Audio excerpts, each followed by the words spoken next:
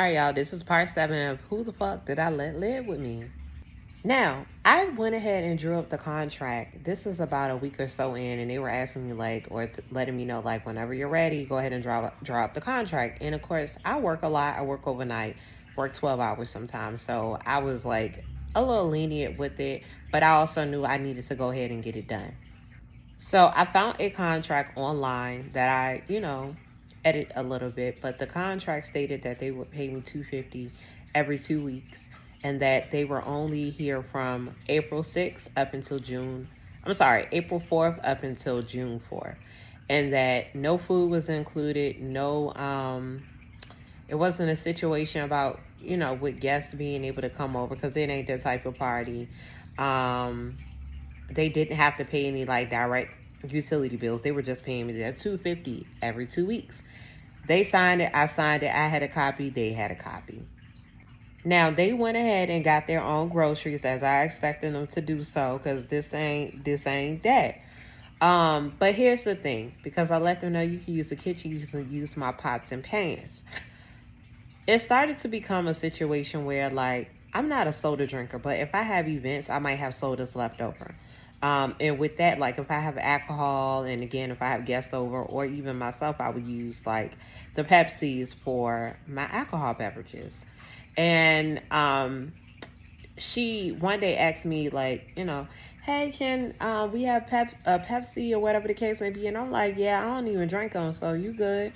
But child, it was two cartons of Pepsi, child. The Pepsis was gone, which I wasn't mad about, because I think the Pepsis had been down there since December. But I'm just like, damn, okay.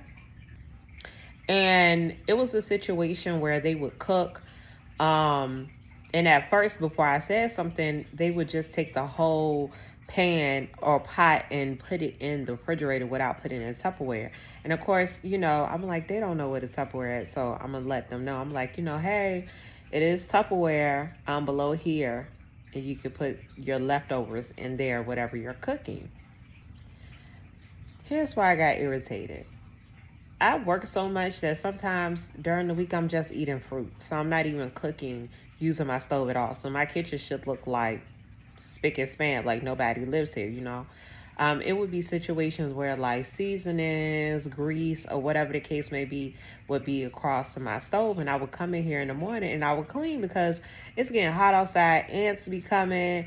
I don't want no Mickey Mouse in my house running across my stove. I don't want no rodents, rats or roaches, none of that. I don't want none of that. You feel me?